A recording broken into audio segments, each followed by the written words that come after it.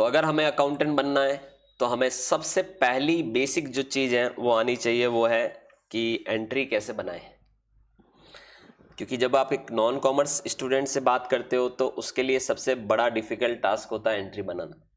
Even commerce वालों के लिए भी डिफिकल्ट होता है अगर आप फंडामेंटली या प्रिंसिपली आपने चीज़ों को नहीं समझा तो आपको बहुत आसान है अकाउंटिंग करना। आपको सिर्फ ये ध्यान रखना है कि 4 तरीके के अकाउंट्स होते हैं, एसेट्स के, लाइबिलिटी के, इनकम के और एक्सपेंस के। और ये जो 4 तरह के अकाउंट्स होते हैं ये कई बार डेबिट होते हैं, जैसे एसेट कई बार डेबिट होगी, कई बार क्रेडिट होगी, लाइबिलिटी भी डेबिट होगी, क्रेडिट होगी, इनकम भी डेबिट होगी, क्रेडिट होगी और एक्सपेंस भी डेबिट होंगे और क्रेडिट होंगे। यानी अगर आपने ये 5 इवेंट, ये 8 इवेंट, ये 8 चीजें अगर आपने ध्यान में ले ली, समझ ली, तो आप लाइफ में कभी मिस्टेक नहीं कर सकते कि किसको डेबिट करना है, किसको क्रेडिट करना है। अकाउंटिंग में एंट्री कैसे बनाई जाती है, 8 चीजें याद कर लो। पहली चीज क्या, पहला सवाल क्या, एसेट्स को कब डेबिट किया जाता है। आप समझिएगा, एसेट्स को कब डेबिट किया जाता है, ये पहला सवाल। दूसरा सवाल क्या है, एसेट्स को कब क्रेडिट किया जाता है। राइट।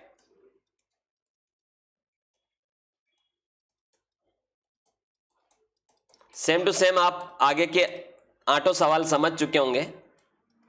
मैं यहां पर पूरे के पूरे 8 के 8 ही क्वेश्चन यहां पर नोट डाउन कर रहा हूं और हम 1 बाय 1 एक एक के ऊपर डिस्कस करेंगे इन डिटेल।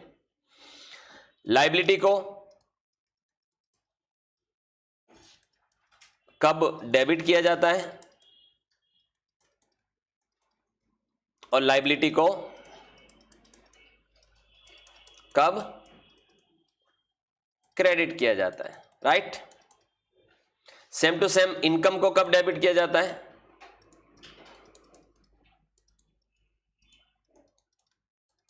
और इनकम को कब क्रेडिट किया जाता है।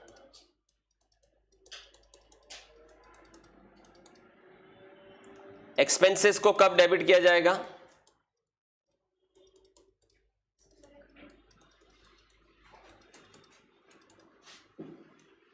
और एक्सपेंसेस को कब क्रेडिट किया जाएगा। अगर आपने इन 8 चीजों को डिटेल में डिस्कस किया या पढ़ लिया या समझ लिया तो आपके लिए अकाउंटिंग करना बहुत ही आसान हो जाएगा। अब चलिए हम बात करते हैं कि एसेट्स को कब डेबिट किया जाता है, किन किन ऐसी परिस्थितियां बनती है जब एसेट्स को डेबिट किया जाता है। तो एक एक करके हम एक एक चीज के ऊपर डिस्कस करते हैं। तो जो हमारा सबसे पहला आज का जो पढ़ाई का जो पहला पॉइंट है वो है एसेट्स को कब डेबिट किया जाता है। एसेट्स डेबिट कब होगी। राइट। अब आप ये मान के चलिए, डेबिट को आप शॉर्ट में डीआर भी कह सकते हैं। एसेट्स कब डेबिट होगी, तो एसेट्स किन किन इवेंट में डेबिट होती है। पहले तो जब भी एसेट्स आपके बिजनेस में इंक्रीज होगी, इंक्रीज यानी बढ़ने पर आप इसको डेबिट करेंगे। कैसे भी बढ़े, इंक्रीज होने का मतलब क्या हुआ, किसी भी वजह से आपकी एसेट्स बिजनेस में क्या हो रही है, बढ़ रही है, तो आप इसको डेबिट करोगे। जो जनरली इंक्रीज कब होती है, परचेज करने पे, खरीदने पर। जब आप एसेट्स को क्या करते हो, परचेज पर, जब खरीदते हो तब डेबिट होती है, याद रखिएगा। चलिए एक एग्जांपल से मैं इसको आपको समझाने की कोशिश करता हूं, ध्यान से देखिएगा। जैसे अब एसेट्स के कुछ एग्जांपल लिखता हूं। कंप्यूटर परचेज, फर्नीचर परचेज,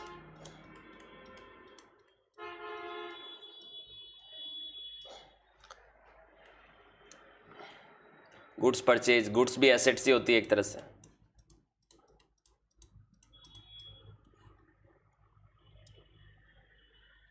उसके अलावा machinery purchase, these are the reason या दीज आर द एसेट्स जो आप परचेज कर रहे हो, इन सब में एक चीज, एक वर्ड कॉमन यूज किया मैंने, वो है परचेज।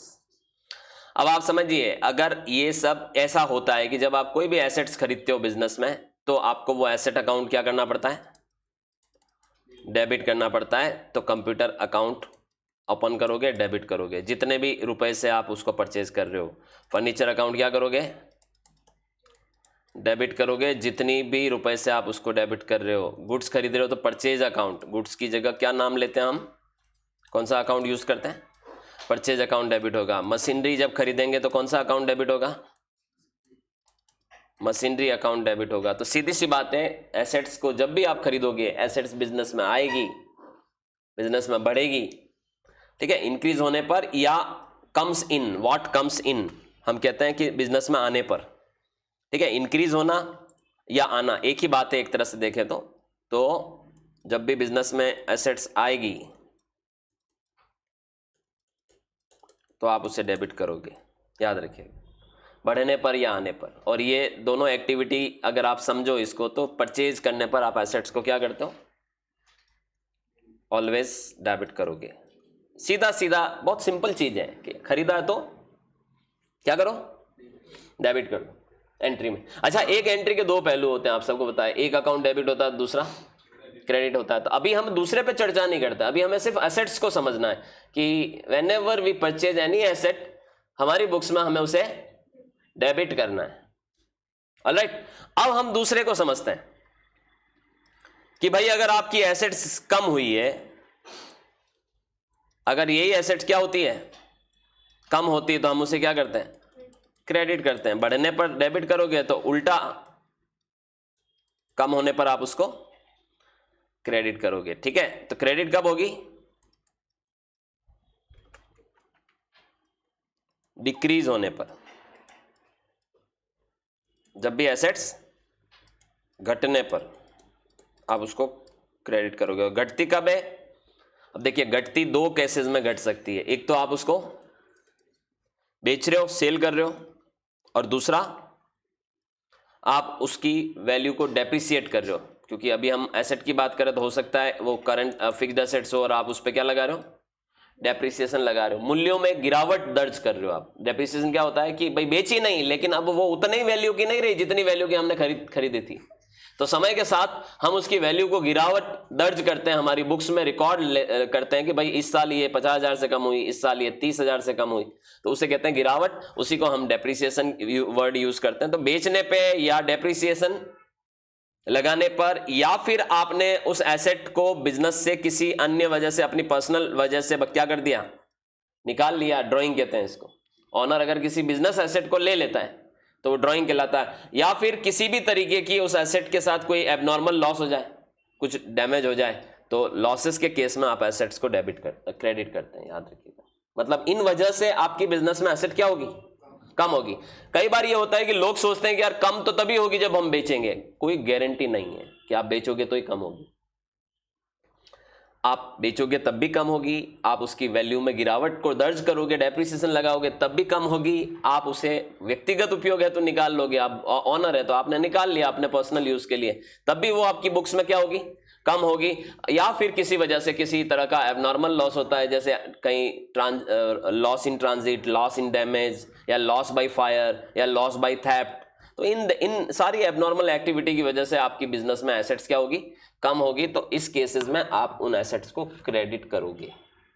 जब भी एसेट्स बिजनेस से जाएगी हम क्या करेंगे, बिजनेस में बढ़ोतरी हो रही है तो डेबिट करेंगे, घटेगी तो क्रेडिट करेंगे।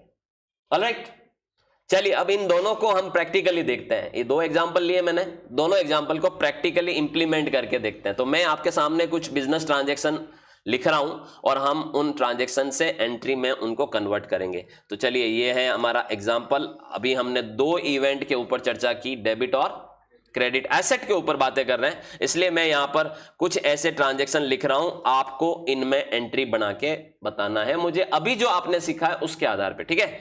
तो देखिए, मैं यहां लिख रहा हूं computer purchase for ₹5,000 in cash, नकद में आपने कंप्यूटर खरीदा। ये पहला ट्रांजैक्शन है, ठीक है। अब दूसरा ट्रांजैक्शन एक और लिखता हूं, furniture sold for ₹10,000 in cash, ये दूसरा ट्रांजैक्शन है साहब, ठीक है। फिर एक और ट्रांजैक्शन लिखता हूं मैं यहां पर, डेप्रिसिएशन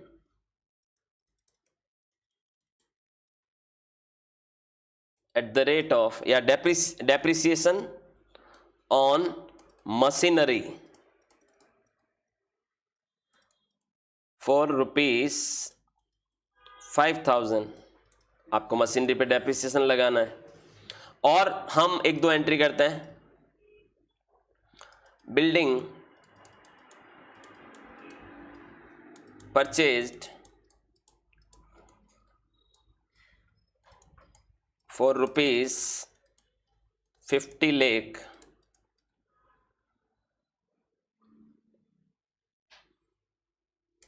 ठीक है, और एंड पेड बाय चेक, आपने सामने वाली पार्टी को चेक से पेमेंट किया। एक और करते हैं एंट्री, ठीक है, goods purchase from Anil enterprises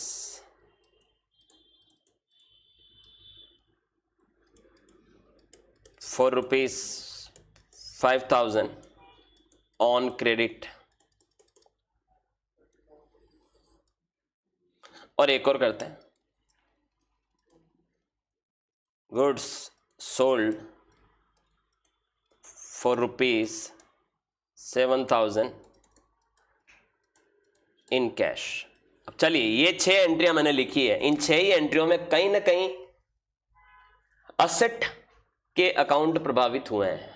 आपको पहले तो उनको ढूंढ के निकालना है, फिर आपको ये देखना है कि वो डेबिट होंगे या क्रेडिट होंगे। अभी अभी मैंने बताया, एसेट जब भी बिजनेस में आएगी, बढ़ेगी, तो आप उसको डेबिट करेंगे, जब भी एसेट बिजनेस से जाएगी हम उसको क्रेडिट करेंगे। तो चलिए देखते हैं कि कब डेबिट और कब क्रेडिट करेंगे। देखिए, this is very very introductory class for those person जिनको अकाउंटिंग सीखनी है लेकिन उनको अभी तक डेबिट क्रेडिट समझ में नहीं आता।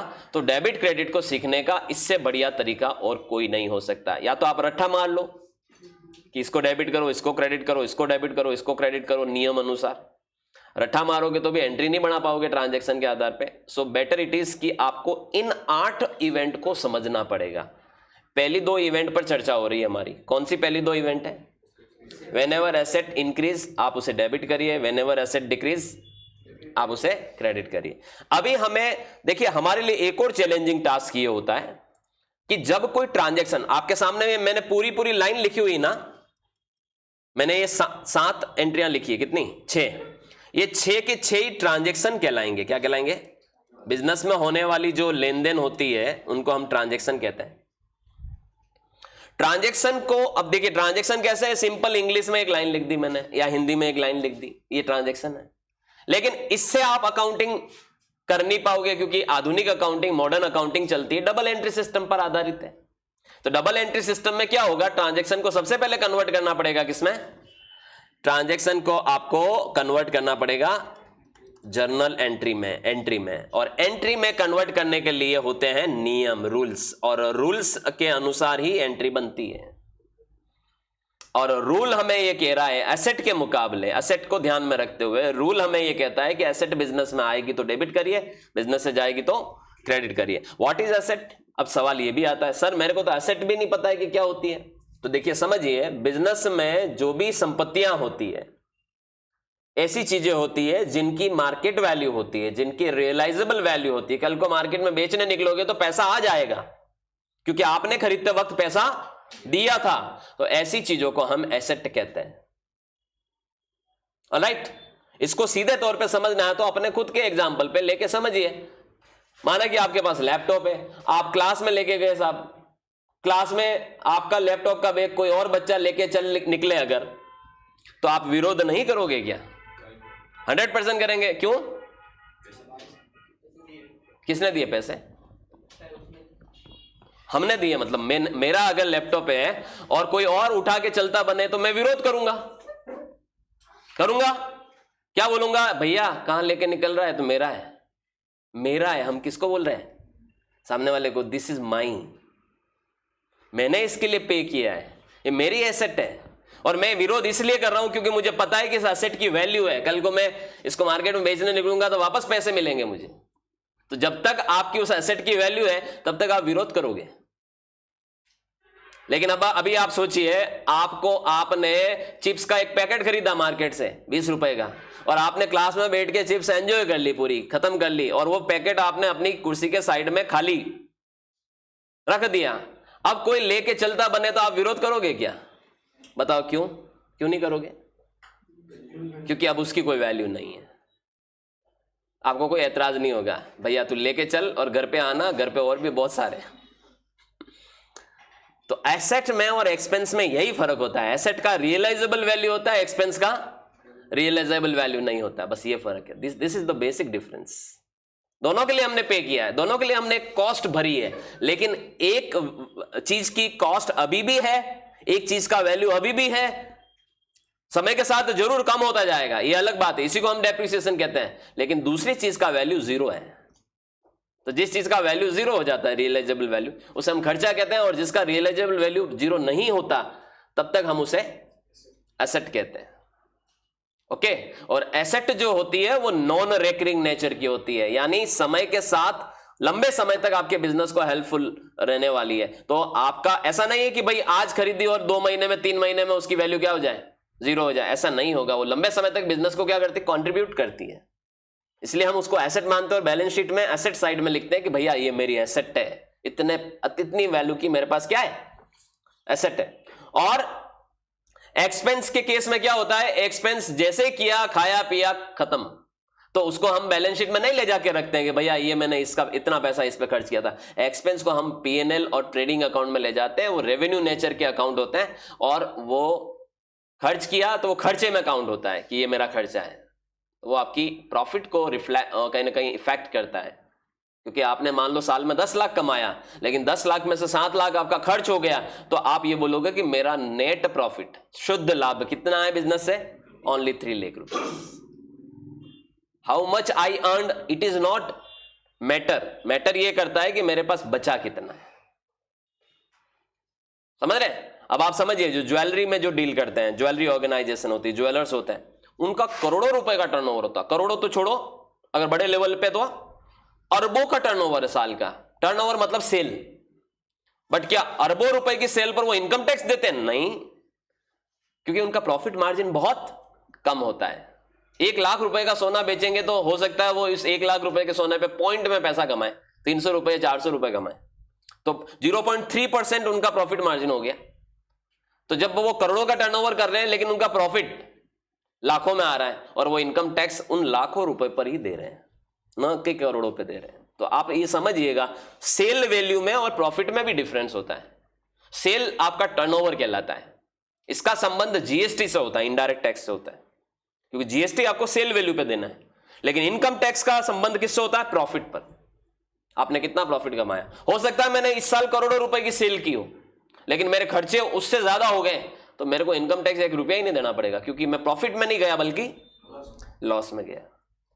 सो डेबिट क्रेडिट के जो रूल है उसको आसानी से समझना है, तो आप इन चारों अकाउंट को, कौन कौन से चारों अकाउंट, असेट, लायबिलिटी, इनकम और एक्सपेंस को समझिए, और एक एक करके समझिए। हम एसेट को समझ रहे हैं कि कब एसेट को डेबिट करेंगे, कब एसेट को क्रेडिट करेंगे। अगर आपके पास इन 8 सवालों के जवाब हैं, कौन से 8 अभी हम बात कर रहे हैं, तो आप कभी कोई एंट्री करने में मिस्टेक नहीं करेंगे। जब आप अकाउंट को रिकॉग्नाइज करना समझ जाएंगे, पहचानना समझ जाएंगे, कि ट्रांजैक्शन पढ़ते ही समझ में आ जाएगा दिमाग में कि इसमें कौन कौन से अकाउंट इन्वॉल्व है, तो फिर हमारे लिए बहुत आसान हो जाएगा एंट्री बनाना। चलिए देखिए, बनाते हैं, मेरे को भी सीखना है। तो सबसे पहले आप देखिए, यहां पर कंप्यूटर खरीदा है, तो कंप्यूटर हमारे लिए क्या होती है, तो ढूंढ निकालो अपनी एसेट को, ये एसेट है। और किस में खरीदा है, तो कैश भी हमारी क्या है, एसेट है। और दोहरा लेखा प्रणाली, डबल एंट्री सिस्टम का एक नियम है कि किसी भी ट्रांजैक्शन में कम से कम कितने अकाउंट इन्वॉल्व होते हैं, दो, और इस ट्रांजैक्शन में जो दो अकाउंट इन्वॉल्व हो दोनों ही एसेट है। लेकिन अब मुझे ये पहचानना पड़ेगा कि भाई बिजनेस में आ कौन सी एसेट रही है और जा कौन सी रही। बताओ कौन सी आ रही है, कौन सी जा रही है?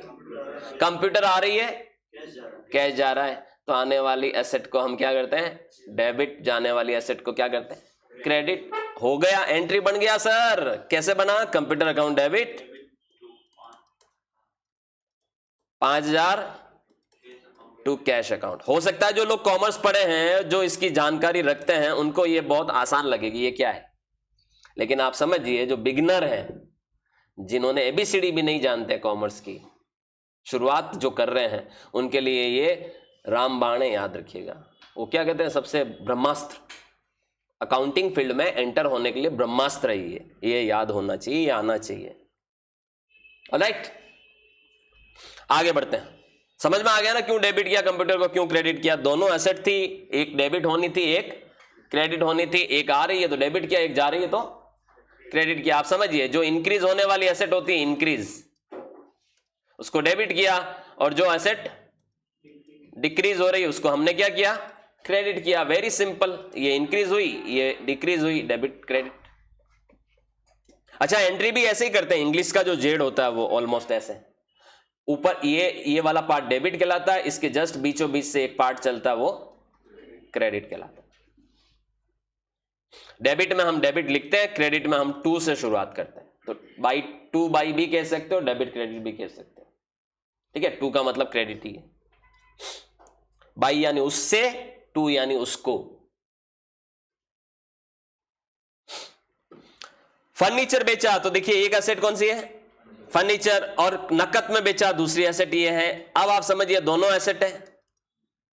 अब मुझे बताओ क्या जा रहा है, क्या आ रहा है? फर्नीचर जा रहा है, तो फर्नीचर को क्रेडिट कर लो, टू फर्नीचर।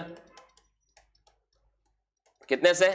उतनी वैल्यू से जितनी वैल्यू से जा रहा है। और नकद आ रहा होगा तो कैश को हम क्या कर लेते हैं? डेबिट कर लेते हैं। कितनी वैल्यू से?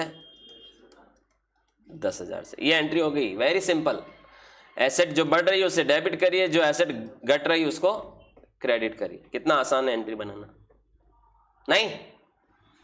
आगे बढ़ते हैं। डेप्रिसिएशन लगाया मशीनरी के ऊपर। यहां पर मुझे सिर्फ एक एसेट नजर आ रही है, कौन सी? मशीनरी। दूसरी तरफ एक अकाउंट और है, लेकिन वो एसेट नहीं है, और हमने अभी तक दूसरे अकाउंट पर चर्चा नहीं की है, तो अभी हम सिर्फ एसेट पर बातें कर रहे हैं। तो मेरे को इस ट्रांजैक्शन में दो अकाउंट जरूर नजर आ रहे हैं। डेप्रिसिएशन इन एक्सपेंस होता है, तो मैं यहां ई लिख देता हूं। अभी मैंने एक्सपेंस पे चर्चा नहीं की, अभी मैं सिर्फ किस पे चर्चा कर रहा हूं? एसेट पर। आपको इस पूरे ट्रांजैक्शन में एक एसेट नजर आ रही है, कौन सी? मशीनरी। मुझे बताओ, अगर आप उसको डेप्रिसिएट करोगे, मतलब उसके मूल्यों में कटौती करोगे, तो बढ़ेगी कि कम होगी? कम होगी। तो जो एसेट कम होती है उसको क्या करते हैं? क्रेडिट। तो हमारी एंट्री में मशीनरी क्या होगा? क्रेडिट होने वाला। कितने से? 5,000 से। तो बस अपने को यही लिखना है यहां पर कि भाई कौन सा अकाउंट एसेट है, तो क्या हो रही है? कम हो रही है, क्रेडिट कर लो। अच्छा, ये क्रेडिट होगा तो डेप्रिसिएशन ऑब्वियस सी बात है क्या होगा? डेबिट होगा। तो अभी मुझे उस पर चर्चा नहीं करनी है कि वो क्यों डेबिट होगा, क्योंकि अभी मैंने एक्सपेंस पे बातें नहीं की है। मैंने बातें सिर्फ किस पे की है? एसेट पर। एंट्री हालांकि ये बनेगी, लेकिन ये डेप्रिसिएशन क्यों डेबिट हुआ है अपन उस पर अभी बातें नहीं करते, क्योंकि हम सिर्फ एसेट पर दिमाग दौड़ा रहे हैं। किस पे? एसेट पर। मशीनरी क्यों क्रेडिट हुआ? हमें पता पड़ गया क्यों क्रेडिट हुआ, क्योंकि मशीनरी की वैल्यू क्या हो रही? कम हो रही। एग्जैक्टली। आगे बढ़ते हैं। बिल्डिंग खरीदी साहब। बिल्डिंग क्या होती है? एसेट। 50 लाख में खरीदी और चेक से पेमेंट किया है, ठीक है? तो देखिए बिल्डिंग भी एक एसेट है, और बैंक से पेमेंट कर रहे हो, बैंक भी क्या होती है? एसेट होती है। तो अब मतलब मुझे बताओ कि कौन सी एसेट आई, कौन सी गई? बिल्डिंग आ रही है, बैंक जा रहा। बैंक कहां जाएगा सर? मतलब बैंक से पैसा कम हो रहा है। जा रहा मतलब हमारे खाते में पैसा पड़ा हुआ था, वो कम हो रहा है। तो जाना या कम होना एक ही बात है। डिक्रीज होना, गिरना, कम होना। सो बिल्डिंग अगर आ रही है बिजनेस में, तो आप उसे क्या करिए? वेलकम करिए, डेबिट करिए। और भैया बैंक बैलेंस आपका कम हो रहा है, जो एसेट कम होती है उसे हम क्या करते हैं? क्रेडिट करिए। तो ये आपकी एंट्री बन गई। इसमें दोनों एसेट आई, ये बढ़ रही है तो डेबिट किया, ये घट रही है तो क्रेडिट किया। Got it? आगे बढ़ते हैं। गुड्स खरीदा है साहब अनिल इंटरप्राइजेस से। गुड्स खरीदा, गुड्स माल खरीदना, माल भी तो एक एसेट होती है, स्टॉक। और अनिल इंटरप्राइजेस दूसरा अकाउंट आ रहा है और क्रेडिट लिखा हुआ उधार में, तो आप समझिए यहां पर आप इसको एसेट्स मान लो, ठीक है। हालांकि अगर हम यूं बात करें कि माल खरीदना बिजनेस में एक एक्सपेंस है, खर्चा है, फिर भी अगर आप माल को, स्टॉक को मेजर कर रहे हैं तो स्टॉक आपकी क्या होती है? इन्वेंट्री, एग्जैक्टली, तो एसेट होती है। तो अपन इसको एसेट भी माने, एक्सपेंस मानोगे, एसेट मानोगे, रिजल्ट सेम है, समझ रहे हैं। और अनिल इंटरप्राइजेस जिससे उधार माल खरीद रहे हो वो तो एसेट हो नहीं सकती है, जो आदमी आपको उधार में माल दे रहा है वो तो आपकी लायबिलिटी है। सो अगर आप इसको यूं देखें तो ये लायबिलिटी है, दायित्व आपका, वापस चुकाना आपको उसको, ऑलराइट। तो ऐसे केस में आप समझिए, गुड्स खरीदना मतलब बिजनेस में आ रहा है कि जा रहा है, बढ़ रहा है, कम हो रहा है, बढ़ रहा है, तो माल खरीदने को हम कहते हैं परचेज। तो परचेज अकाउंट को हम डेबिट करेंगे, क्योंकि यहां पर आपकी एक तरह से कहीं ना कहीं एसेट बढ़ रही है, क्योंकि गुड्स आप खरीद रहे हो, तो यहां पर आप इसको डेबिट कर दो। और चूंकि इसको डेबिट किया तो कहीं ना कहीं आपको पता है, अब चल ही गया है कि भाई अनिल इंटरप्राइजेस क्या होगा? क्रेडिट होगा। अब ये क्यों क्रेडिट हुआ उस पर अभी हम बात नहीं करते, परचेज क्यों डेबिट हुआ वो हम जान चुके हैं, क्योंकि एसेट बढ़ रही है, ऑलराइट। एक्सपेंस मानोगे तो एक्सपेंस भी जब होता है बिजनेस में तो डेबिट होता है, एक्सपेंस जब बढ़ता है तब डेबिट होता है। तो भले एक्सपेंस मानो, भले एसेट मानो, कई बार क्या होता है, कॉन्ट्राडिक्टरी हो जाता है स्टेटमेंट कि सर आप तो इसको एसेट कह रहे हो, ये तो एक्सपेंस होता है, मैं कह रहा हूं तू एक्सपेंस भी मान ले, तब भी क्या होगा? डेबिट होगा, राइट। माल बेचना, अब देखिए मैं माल बेचने को एसेट मानूंगा तो हो सकता है मैं माल बेचने को आगे जाके इनकम भी मानूं, क्योंकि माल बेचना एक क्या है? बिजनेस की इनकम है, एक्टिविटी है। तो इनकम हो या एक्सपेंस हो, चलिए माल बेचना एक तो ये, और नकद में बेचना, तो कितनी एसेट हो गई? 2 एसेट हो गई। मुझे बताओ क्या जा रहा है, क्या आ रहा है? माल जा रहा है, कैश आ रहा है, तो जो आ रहा है उसको डेबिट करो, जो आने वाली एसेट को डेबिट करिए, वेलकम करिए आप, और जो जाने वाली एसेट है उसको क्रेडिट करिए। माल बेचने को हम सेल्स बोलते हैं एक तरह से, तो सेल्स को इनकम भी बोलते हैं, और इनकम जब होती है तब उसको क्रेडिट किया जाता है। तो भले किसी भी दृष्टिकोण से देखो, आपकी एंट्री यही बनने वाली, cash account debit to sales. एक चीज आ रही है तो इनकमिंग को हम डेबिट करते हैं, आउटगोइंग को हम क्रेडिट करते हैं, ऑलराइट। Is that clear? आगे बढ़ते हैं। 2 एक्टिविटी पर हमने बातें की, अब हम अगली 2 एक्टिविटी पे और बातें करेंगे, राइट। अगली 2 एक्टिविटी कौन कौन सी? लायबिलिटी कब बढ़ती है, कब घटती है, ठीक है। तो लायबिलिटी को बढ़ने घटने पर आप क्या करोगे साहब? चलिए,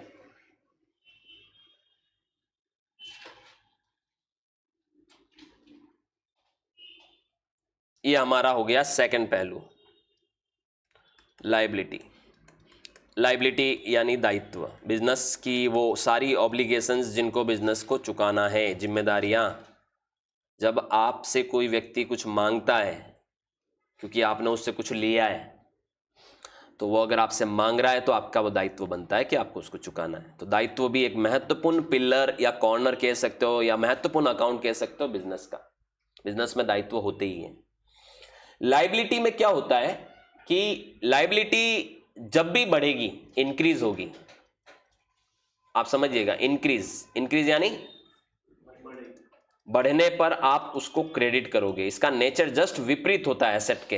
एसेट को बढ़ने पे हम डेबिट कर रहे थे, लायबिलिटी बढ़ने पे हमें उसको क्रेडिट करना है। और लायबिलिटी कब बढ़ेगी आप मुझे बताओ, ऐसी कौन कौन सी चीजें होती जब लायबिलिटी बढ़ती है?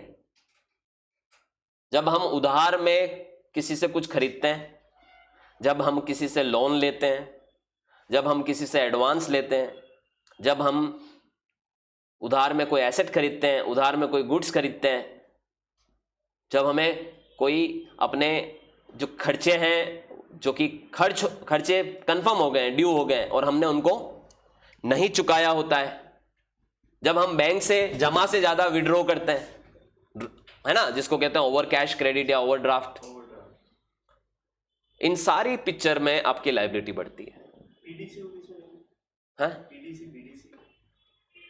पीडीसी तो हो गया पोस्ट डेटेड चेक। नहीं, उसका इससे कोई लेना देना नहीं है, आप समझना। व्हेनेवर आपका बैंक में बैलेंस नहीं है और आप बैंक से पैसा ले रहे हो, बैंक ने आपको ऐसी कोई लिमिट दे रखी है जैसे अभी क्रेडिट कार्ड है, आदमी अगर क्रेडिट कार्ड पे लिमिट होती है, आप सबको पता है, तो आपने जाके क्रेडिट कार्ड को यूटिलाइज किया और बैंक का 50,000 यूज किया, तो it is your liability, because आपको दोबारा पे करना पड़ेगा। आपने बैंक का पैसा यूज किया तो आपको चुकाना पड़ेगा।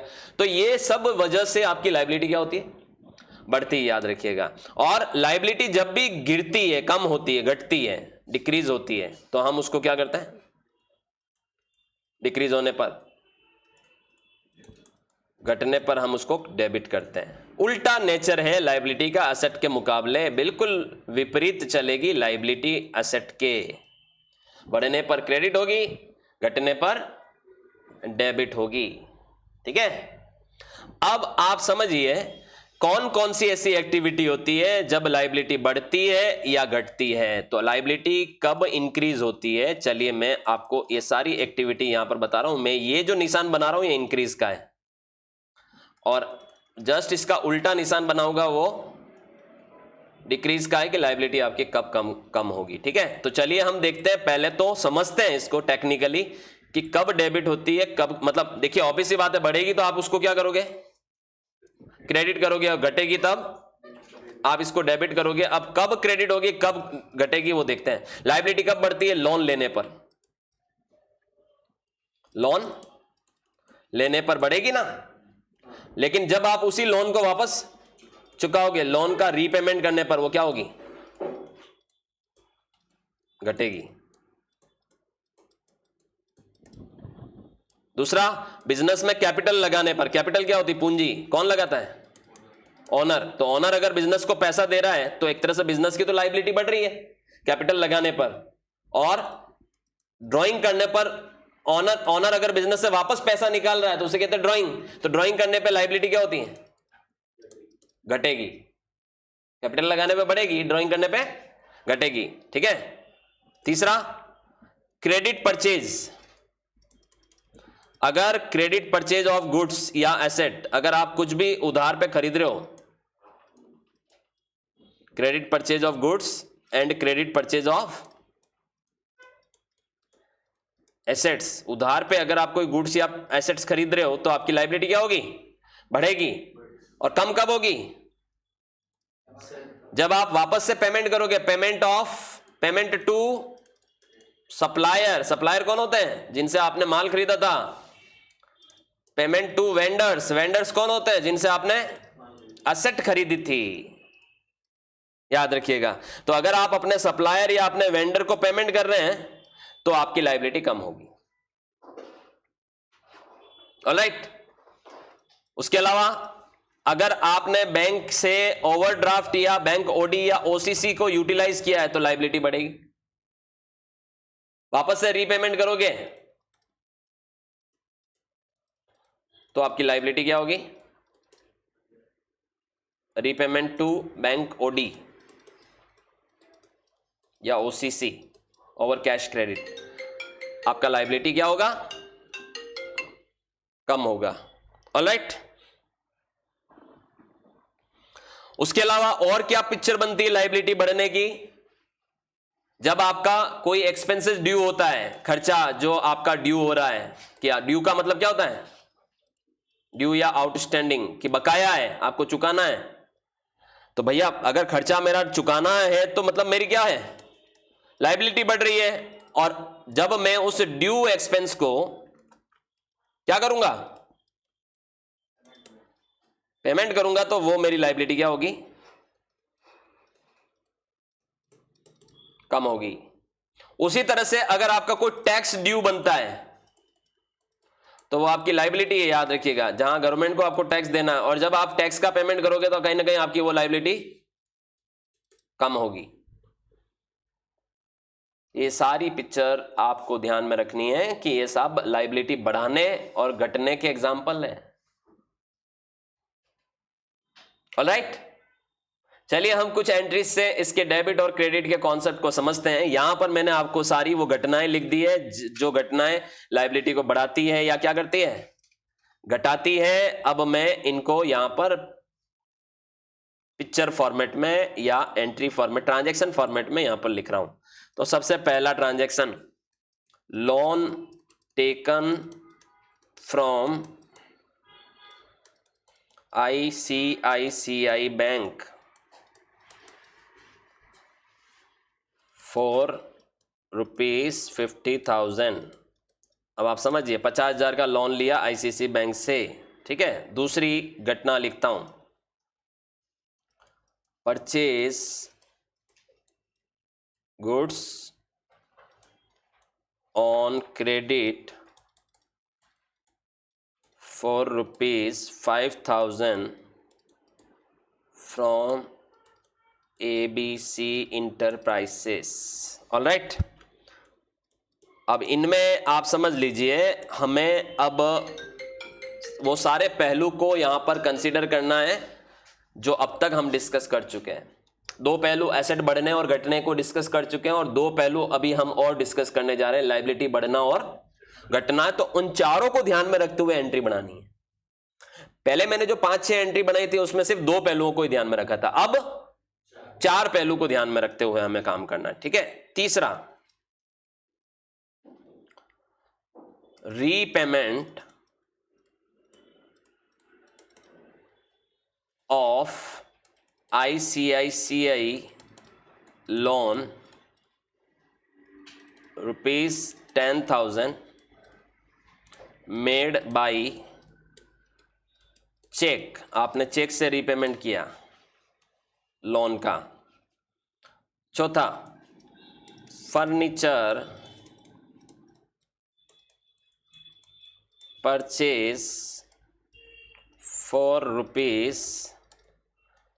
₹10,000 on credit from messrs Hansa furniture.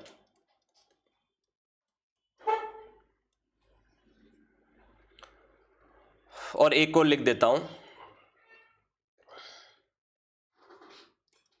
₹1 lakh invested into business by owner. और एक और लिख देता हूं, ₹1,000 withdraw by proprietor for personal use. Alright, चलिए 6 ट्रांजैक्शन मैंने लिखे हैं। अब हमें इस पे बातें करनी है कि भैया क्या क्या हुआ होगा। सबसे पहले we have to find out those account जो आपको इन ट्रांजैक्शन में दिख रहे हैं, ठीक है। तो देखिए, loan taken from ICICI bank, तो एक तो अकाउंट कौन सा हो गया, लोन का, ठीक है। और एक अकाउंट हिडन है। आप अगर किसी बैंक से लोन लोगे, वो पैसा किधर आएगा, बैंक में ही आएगा, आपके अकाउंट में। आपका जो बिजनेस का बैंक होगा उसमें आएगा। तो जो दूसरा अकाउंट है वो कहीं ना कहीं हिडन है। कौन सा अकाउंट है, आपका बैंक अकाउंट। तो ये आपका दूसरा अकाउंट हो जाएगा हिडन। कई बार क्या होता है, एक अकाउंट आपको नजर आ रहा है, दूसरा नजर नहीं आ रहा, आपको समझना पड़ेगा दूसरा कौन सा है। तो ऐसे केस में ये लोन फ्रॉम ICICI बैंक एक अकाउंट तो ये हो गया, और दूसरा आपका बैंक अकाउंट हो गया जिसमें भी आपका अकाउंट है। मान लो मेरा अकाउंट सेंट्रल बैंक में, तो दूसरा मेरा सेंट्रल बैंक हो गया। अब आप समझिए, जो लोन का अकाउंट होता है वो तो लायबिलिटी है, और ये जो आपका बैंक अकाउंट है वो क्या है, एसेट है। लोन का अकाउंट तो क्या होता है, लायबिलिटी, और जो आपके बैंक में अकाउंट है वो आपकी क्या है, एसेट है। और अगर आप लोन ले रहे हो तो लायबिलिटी बढ़ रही है कि कम हो रही है, लायबिलिटी बढ़ रही है। और लायबिलिटी जब बढ़ती तब क्या करते हैं हम, क्रेडिट करते हैं। तो यहां पर आप क्या करोगे, टू ICICI लोन, मान लो ICICI लोन अकाउंट को तो आप क्या कर दोगे, क्रेडिट कर दोगे। कितने से, 50,000 से। तो लायबिलिटी बढ़ने पर हम उसको क्या करते हैं, क्रेडिट करते हैं। और बैंक में पैसा आ रहा है, आपके अकाउंट में पैसा आ रहा है, तो आपका एसेट भी क्या हो रहा है, बढ़ रहा है, इंक्रीज हो रहा है। एसेट जब बढ़ती तब हम उसे क्या करते हैं, डेबिट करते हैं। तो आपका जो बैंक अकाउंट है आप उसको क्रेडिट डेबिट करोगे, क्योंकि आपका एक तरह से बैंक बैलेंस भी बढ़ रहा है, यानी आपकी एसेट भी बढ़ रही है, लायबिलिटी भी बढ़ रही है, एसेट भी बढ़ रही है। आप देखिए इस एग्जांपल में दोनों पहलू, दो अकाउंट आ रहे हैं, लायबिलिटी का अकाउंट भी आ रहा है और एसेट का अकाउंट भी आ रहा है और दोनों बढ़ रहे हैं, तो आपने एसेट को भी बढ़ने पे डेबिट किया, लाइबिलिटी बढ़ने पे क्रेडिट किया, तो आपकी ये एंट्री बन गई bank account debit to ICICI loan या लोन फ्रॉम आईसीआईसी बैंक। बात एक ही, एंट्री ऐसे बनती है। रट्ठा मारने से आप ज्यादा लंबे नहीं चल पाओगे।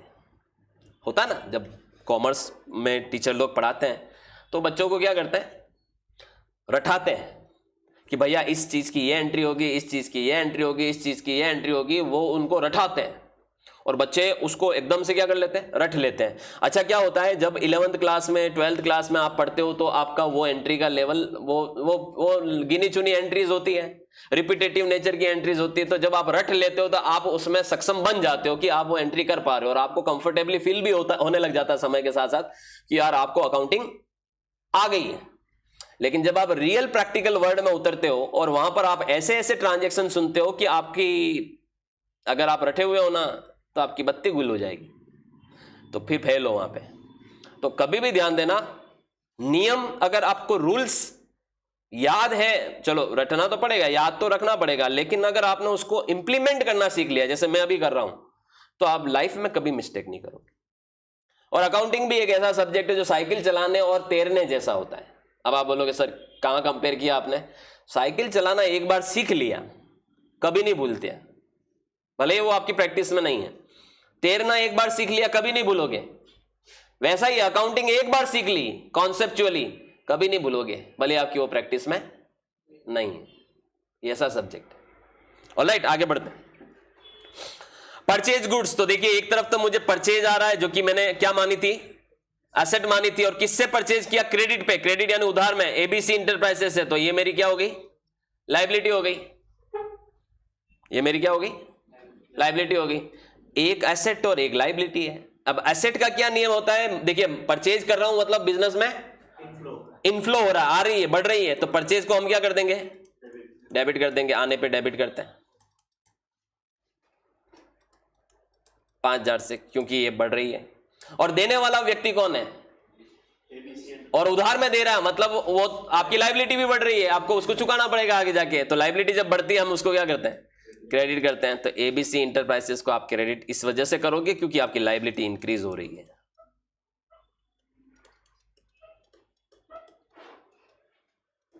ये भी वैसा का वैसा एग्जांपल है, एक एसेट बढ़ रही है, एक लायबिलिटी बढ़ रही है। अच्छा सर दोनों हो सकता है, बिल्कुल हो सकता है, कुछ भी हो सकता है। ये 8 इवेंट में से कोई भी इवेंट हो सकती है और कैसा भी कॉम्बो बन सकता है। कैसा भी कॉम्बो मतलब कोई बढ़ रहा है, कोई घट रहा है, कोई बढ़ रहा है, कोई बढ़ रहा है, कोई घट रहा है, कोई घट रहा है। आपस में आठों आपस में खेलेंगे एक दूसरे से।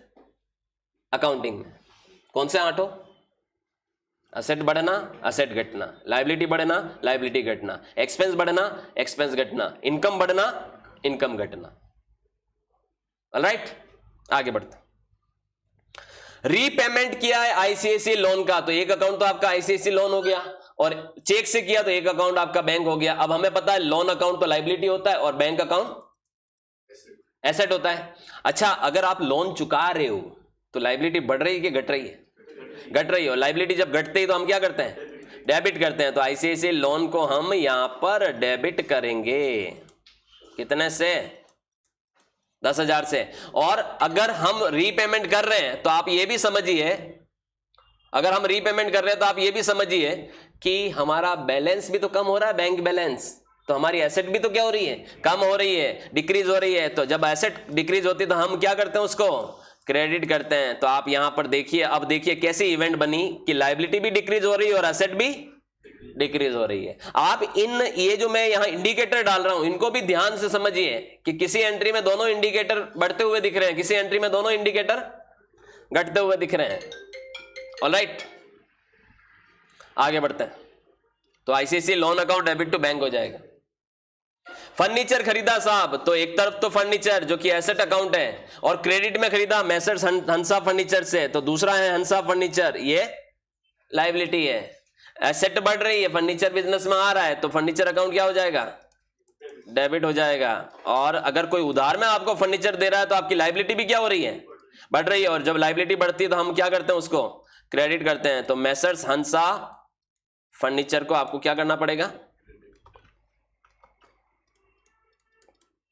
क्रेडिट करना पड़ेगा। ऑलराइट, तो एसेट बढ़ी तो आप डेबिट कर रहे हो, लाइबिलिटी भी बढ़ी तो आप उसको क्रेडिट कर रहे हो, सॉरी। ऑलराइट,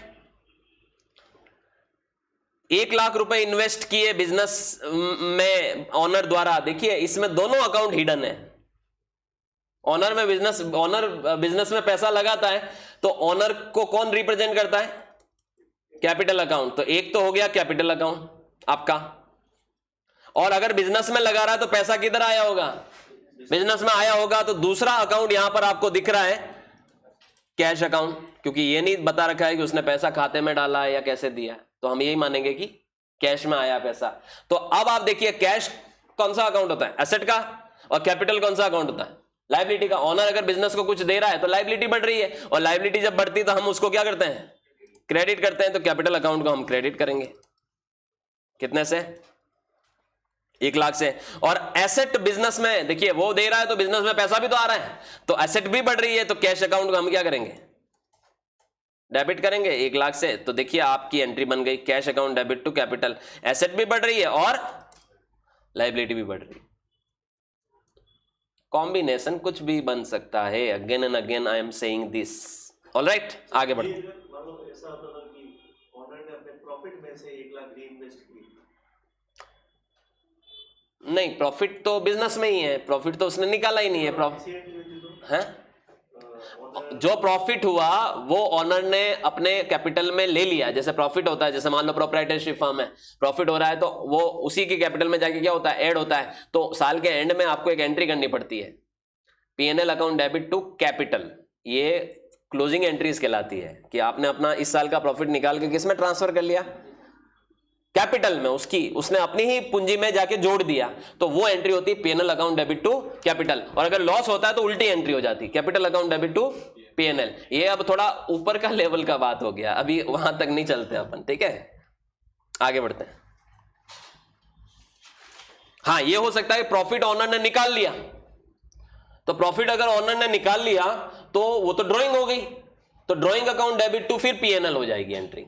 और अगर उसने प्रॉफिट पहले कैपिटल में जोड़ दिया और फिर निकाल लिया तो फिर एंट्री क्या हो जाएगी?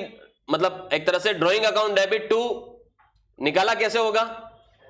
कैश में निकाला, बैंक से निकाला तो टू बैंक या कैश हो जाएगा, ऐसे समझ रहे हैं? तो वो एंट्री बाद में वैसी होगी ऐसे। आगे बढ़ते हैं। Withdraw by proprietor for personal use. देखिए विड्रॉ क्या किया होगा? कैश। विड्रॉ मतलब निकालना, तो एक तो कैश हो गया और एक पर्सनल यूज के लिए निकाला, तो ये ड्राइंग हो गया। दोनों अकाउंट हिडन है। पर्सनल यूज के लिए अगर ऑनर कुछ निकालता है ड्राइंग कहलाता है, और ऑनर अगर बिजनेस में कुछ लगाता है तो कैपिटल कहलाता है। तो देखिए कैश तो आपकी एसेट अकाउंट होता है, और ड्राइंग जो है एक तरह से आप इसको लाइबिलिटी मानो, क्योंकि ऑनर जो भी दे रहा है या निकाल रहा है लाइबिलिटी अकाउंट है। तो आपका देखिए अगर कैश निकाला तो कैश कम हो रहा है, तो कैश क्रेडिट हो जाएगा। एसेट जब भी कम होती क्या करते हैं अपन? क्रेडिट। और लाइबिलिटी भी तो कम हो रही है, अगर वो निकाल रहा है तो उसका हिस्सा भी तो बिजनेस में क्या हो रहा है? जो वो पैसा मांग रहा है वो भी तो कम हो रहा है। तो ऐसे में आप ड्राइंग अकाउंट को डेबिट करोगे, क्योंकि लाइबिलिटी आपकी कम हो रही है। तो drawing account debit to cash, ये लाइबिलिटी भी कम हो रही है और एसेट भी कम हो रही है। ये हमने 4 इवेंट को आज की इस क्लास में पढ़ा है। कौन कौन से 4 इवेंट? एसेट बढ़ना, एसेट घटना, लाइबिलिटी बढ़ना, लाइबिलिटी डिक्रीज होना। आई होप आपको समझ में आया होगा। आगे अगली क्लास में हम 4 और इवेंट पर बातें करेंगे। Thank you so much. So हम लोग बातें कर रहे हैं कि डेबिट और क्रेडिट के जो रूल है उनमें आपको किन चीज़ों को ध्यान में रखना पड़ता है। पिछली क्लास में हमने एसेट्स और लाइबिलिटीज़ पे डिस्कस किया था। मैंने आपको पहले भी बताया है कि अगर अकाउंटेंट बनना है तो आपको प्रॉपर वे में ट्रांजैक्शन करने आने चाहिए, और ट्रांजैक्शन आप तब कर पाओगे जब आपको ये 8 चीज़ें अच्छे से पता होगी। एसेट्स को कब डेबिट करेंगे, एसेट्स को कब क्रेडिट करेंगे, लाइबिलिटी को कब डेबिट करेंगे, लाइबिलिटी को कब क्रेडिट करेंगे, इनकम को कब डेबिट करेंगे, कब क्रेडिट करेंगे, और एक्सपेंसेस को कब डेबिट और क्रेडिट करेंगे। तो 4 चीज़ें हम ऑलरेडी डिस्कस कर चुके हैं। एसेट के ऊपर बातें कर चुके हैं, डेबिट और क्रेडिट के जो इवेंट हैं वो कब कब हमें करने हैं, और मैंने इसको एग्जांपल में आपको एंट्री बना के भी बताया। और लाइबिलिटी को भी हम डिस्कस कर चुके हैं, जहां पर हमने लाइबिलिटीज़ की एंट्रीज को भी समझा कि लाइबिलिटी कब डेबिट होती है और कब क्रेडिट होती है और उसको कैसे किया जाएगा डेबिट और क्रेडिट। आज की जो क्लास है उसमें हम तीसरा पहलू यहाँ पर लेने जा रहे हैं, और जो तीसरा पहलू है आपका वो पहलू है, अब जैसे हम इसमें आज की क्लास में थर्ड पहलू ले लेते हैं,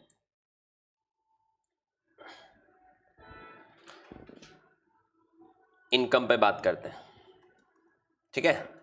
यानी तीसरी प्रकार के जो अकाउंट होते हैं वो कौन से अकाउंट होते हैं? इनकम के अकाउंट होते हैं, आय के अकाउंट। देखिए इसी के लिए तो बिजनेस किया जाता है, ठीक है। तो जो आय के अकाउंट होते हैं उस पर हम बातें करेंगे। आप समझिए इनकम का भी दो नेचर होगा, या तो बिजनेस में इनकम आएगी तो डेबिट करेंगे हम उसको, सॉरी क्रेडिट करेंगे। इनकम जब बिजनेस में होती है तो हम उसको क्रेडिट करते हैं। कई बार ऐसा होता है कि हमें इनकम को वापस रिवर्स मारना पड़ता है, मतलब कम करना पड़ता है, कुछ ऐसी परिस्थितियां बन जाती है तब हम उसको रिवर्स करते हैं। ऐसी परिस्थितियां कम बनती है, मतलब आप कभी भी ध्यान देना, एसेट और लायबिलिटी तो क्या होगी, बढ़ती घटती रहेगी, आती रहेगी जाती रहेगी, तो वो डेबिट क्रेडिट फ्रीक्वेंटली होती रहेगी। लेकिन इनकम क्रेडिट ही होगी और एक्सपेंस डेबिट ही हो गए, रिवर्स बहुत कम केसेस में होंगे, याद रखिएगा। इनकम है तो होगी ना, कम हो, अगर हमें किसी वजह से कम करना पड़ रहा है तो हम उसको फिर रिवर्स मार देंगे, यानी डेबिट कर देंगे। तो याद रखिएगा इनकम जब भी, आय जब भी इंक्रीज होगी, याद रखिएगा आय जब भी होगी, आय होने पर आप उसको क्या करते हैं, क्रेडिट करते हैं। तो आय जब भी बढ़ेगी आप उसको क्रेडिट करेंगे, और आय को अगर आपको किसी वजह से कम करना हो, किसी भी वजह से ऐसी कोई वजह बन गई जिससे आय को आप क्या करना पड़ रहा है, तो आपको उसको डेबिट करना पड़ेगा। ऑलराइट, तो इनकम होने पर हम उसको क्रेडिट करते हैं, और अगर किसी वजह से हमें उस इनकम को वापस से क्या करना पड़े, रिवर्स करना पड़े, कम करना पड़े, तो हम उसको क्या करते हैं, डेबिट करते हैं। ऑलराइट, चलिए मैं इसके एग्जांपल भी आपको यहां पर करके बताता हूं कि प्रैक्टिकली इसको हम किस तरीके से समझेंगे, ठीक है। तो यहां पर अब मैं वापस से एग्जांपल ले रहा हूं, गुड्स सोल्ड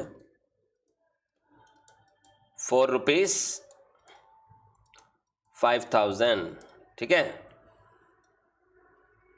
और एक दो ट्रांजैक्शन लिखता हूं मैं, interest received from bank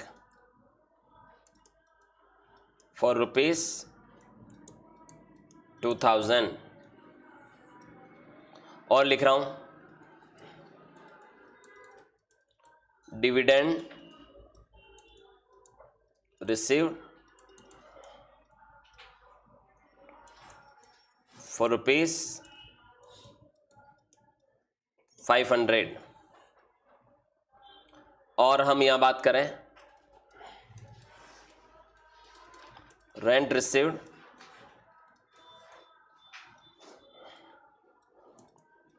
of ₹10,000 into bank.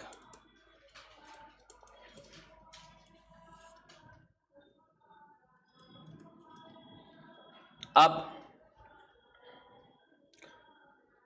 कई बार ऐसा होता है कि इनकम को आपको वापस से क्या करना पड़ता है, रिवर्स करना पड़ता है। जैसे मैं अभी एक एग्जांपल बताता हूं, सेल्स रिटर्न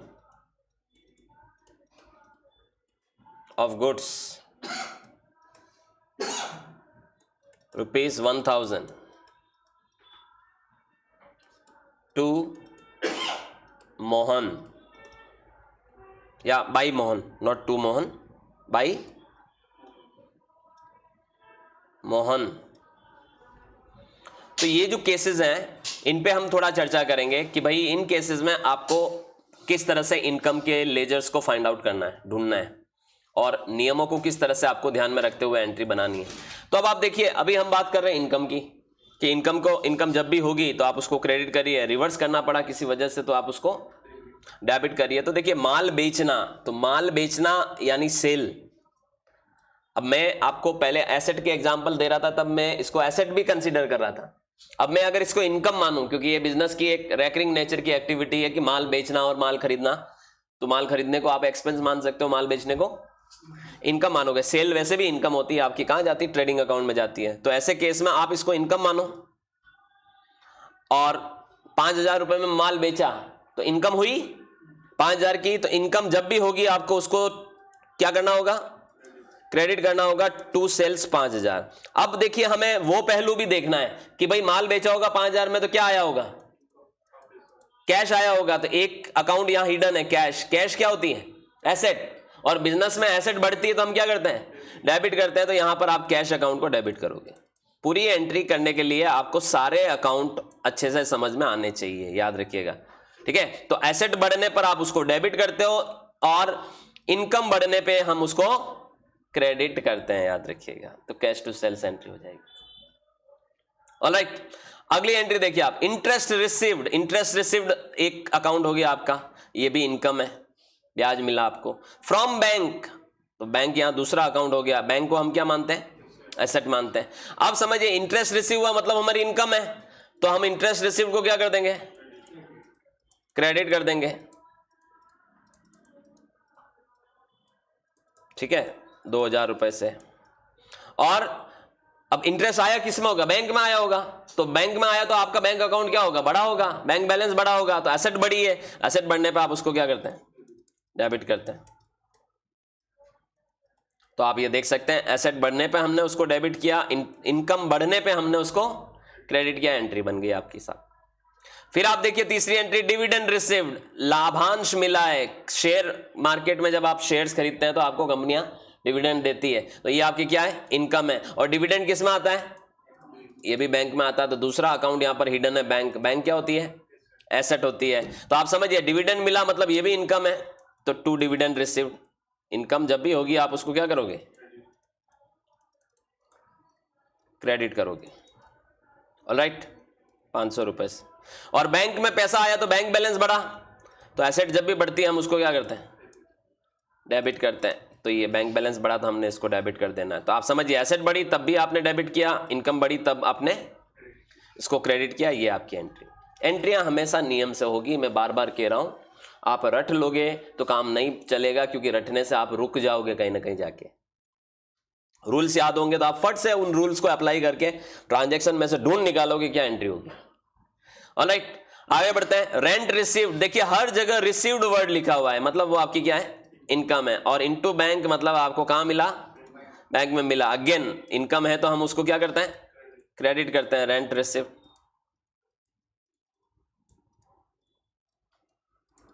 अकाउंट क्रेडिट 10,000। और बैंक बैलेंस बढ़ रहा है तो एसेट बढ़ रही है, तो एसेट को हम क्या करते हैं? डेबिट करते हैं। इसको हम 10,000 से डेबिट कर देंगे। तो जो देखिए इनकम भी बढ़ रही है, एसेट भी बढ़ रही है। अगला सेल रिटर्न। अब आप समझिए यहां मैंने आपको बोला था ना कि जब भी इनकम को आपको क्या करना पड़े? रिवर्स करना पड़े। तो एक तो सेल रिटर्न है, एक है मोहन। तो सेल रिटर्न को भी आप क्या मानो? इनकम मानो। और मोहन जिसको आपने माल बेचा था वो आपकी क्या था? एसेट था। ध्यान देना, क्या था? जिसको हम उधार पे माल बेचेंगे वो हम उसको क्या मानेंगे? अपनी एसेट। अब आप समझिए कि आपकी इनकम यहां क्या हो रही है? कम हो रही है, क्योंकि जब आप माल बेचते हो तो इनकम होती है, और वो माल बेचा हुआ सामने वाली पार्टी लौटाते तो इनकम रिवर्स हो रही है। तो जब इनकम रिवर्स होती तो आप उसको क्या करोगे? डेबिट करोगे। तो सेल्स रिटर्न अकाउंट डेबिट कितने से?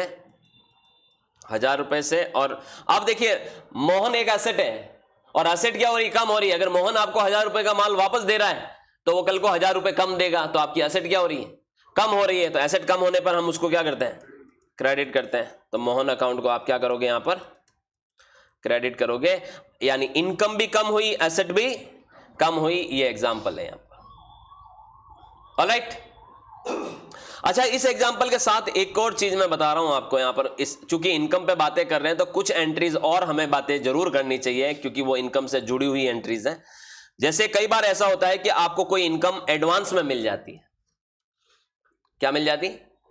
एडवांस किराया मिला, मान लो 1 महीने का, एडवांस रेंट रिसीव्ड।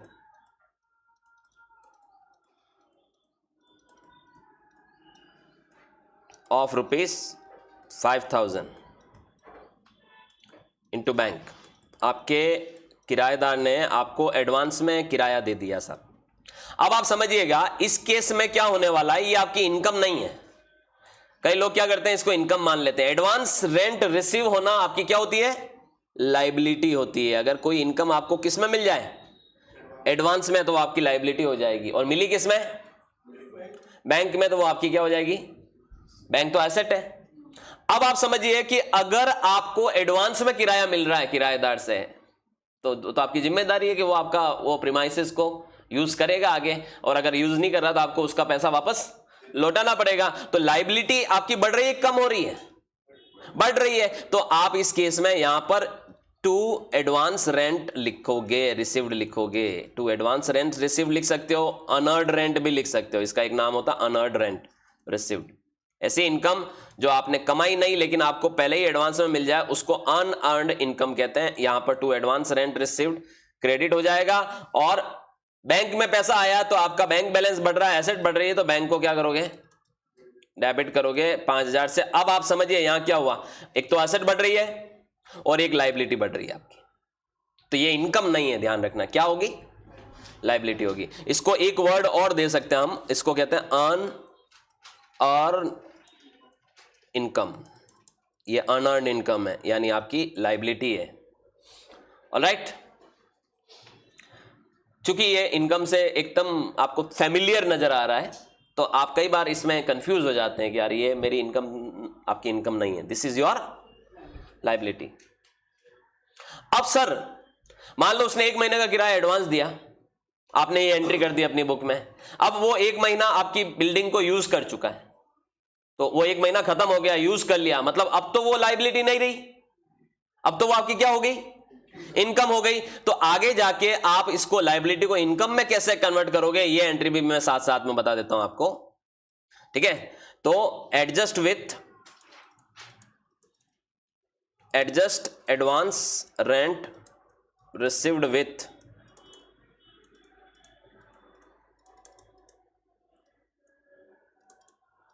इनकम। तो आप क्या एंट्री करोगे, मैं बताता हूं। जब सामने वाले ने आपकी प्रीमाइसेस को यूज कर दिया, पहले जब उसने दिया था पैसा तब तो वो क्या था, एक तरह से लाइबिलिटी थी, लेकिन जब उसने यूज कर लिया आपकी प्रीमाइसेस को, तो अब वो आपकी लाइबिलिटी नहीं रही, बल्कि तो आपको क्या करना है, ये जो एडवांस रेंट रिसीव्ड वाला लेजर है, एक तो ये और एक ये रेंट रिसीव्ड यहां पर हिडन है, ये आपका एक अकाउंट होगा। 2 अकाउंट यहां पर आ रहे हैं, ये इनकम का अकाउंट होगा और ये लाइबिलिटी का अकाउंट है, राइट। अब मुझे बताओ कि अगर वो आपकी लाइबिलिटी, जब उसने आपको दिया था तब लाइबिलिटी आपने उसको क्रिएट किया था, अब वो आपकी इनकम से आप क्या कर रहे हो, एडजस्ट कर रहे हो, तो लाइबिलिटी कम हो रही है कि बढ़ रही है, कम हो रही है, एग्जैक्टली। तो आप जब लाइबिलिटी कम होती है तो आप उस अकाउंट को क्या करते हो, डेबिट करते हो। लाइबिलिटी कम होने पर हम क्या करते हैं, उसको डेबिट करते हैं। तो एडवांस रेंट रिसीव्ड जो ऊपर वाली एंट्री में क्रेडिट हुआ था, अब आप इसको क्या करोगे, डेबिट करोगे। Advance rent received account debit. और अब आप रेंट रिसीव्ड का अकाउंट क्या कर दोगे, क्रेडिट कर दोगे, कितने से, 5000 से। अब आप समझिए क्या क्या हुआ, लाइबिलिटी आपकी क्या हुई है, डिक्रीज हुई है, लाइबिलिटी क्या हुई है, डिक्रीज हुई है, और इनकम इंक्रीज हुई है, याद रखिएगा। अब इनकम हुई है, जिसे आप पहले लाइबिलिटी मान रहे थे, वो अब जाके आपकी क्या कंफर्म हुई है, इनकम। तो ये एंट्री होगी आपकी। जब भी कोई इनकम आपको एडवांस में मिल जाए तो आप ऊपर वाली एंट्री ऐसे करोगे, और जब उस एडवांस को आप करंट इनकम में ट्रांसफर करोगे तो ये एंट्री करोगे।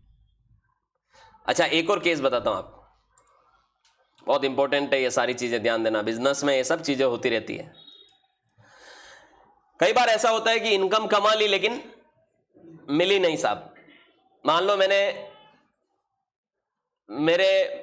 मैंने किसी को किराए पर दे रखा है साहब अपना दुकान, उसने 3 महीने से वो दुकान यूज कर रहा है, अभी तक पैसा नहीं दिया, महीने का 10,000 रेंट है, मतलब 30,000 रुपए की इनकम आपकी यूं देखे तो हो चुकी है, बट आपको अभी तक मिली नहीं है। तो ऐसे केस में आप क्या एंट्री करते हो, मैं बताता हूं। Rent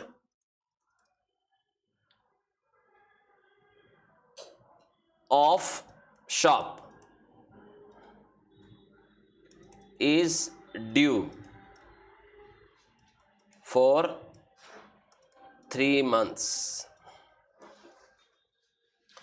of rupees 30,000। अगर आपको 30,000 रुपए का रेंट ड्यू हो गया है दुकान का, ठीक है, रेंट, और ये आप यहाँ पर ब्रैकेट में मैं लिख रहा हूँ ये इनकम है, आप इसको अगर पूरा पढ़ोगे तो ये इनकम की बात कर रहा हूँ, एक्सपेंस की नहीं कर रहा हूँ, किसकी, इनकम की बात कर रहा हूँ। तो आप समझिए अब क्या एंट्री होने वाली है कि भैया अगर सामने वाले ने आपकी दुकान रेंट जो आपकी शॉप यूज किया है उसको यूज किया, तो एक तो ये इनकम का अकाउंट है आपका, ठीक है, और ड्यू हो गया, ड्यू वर्ड लिखा हुआ है, तो जब कोई इनकम ड्यू हो जाती है उसको कहते हैं अक्रूड इनकम, यानी कमा ली लेकिन मिली नहीं, तो ये अक्रूड रेंट कहलाएगा, ये आपकी एसेट होती है।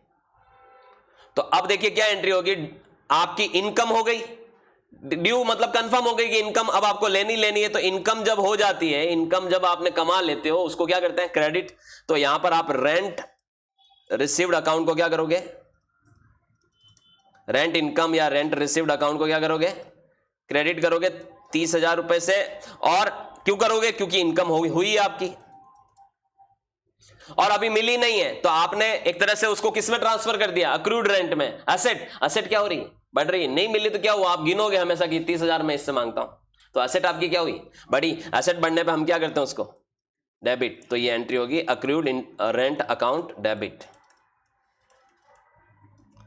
30,000, ये बैलेंस शीट में जाएगा करंट एसेट में, तो ये एसेट बढ़ी है आपकी, याद रखिएगा।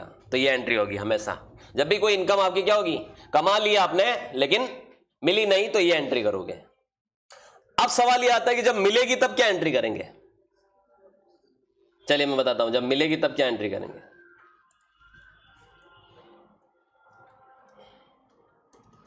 आगे लिख रहा हूं मैं, अक्रूड रेंट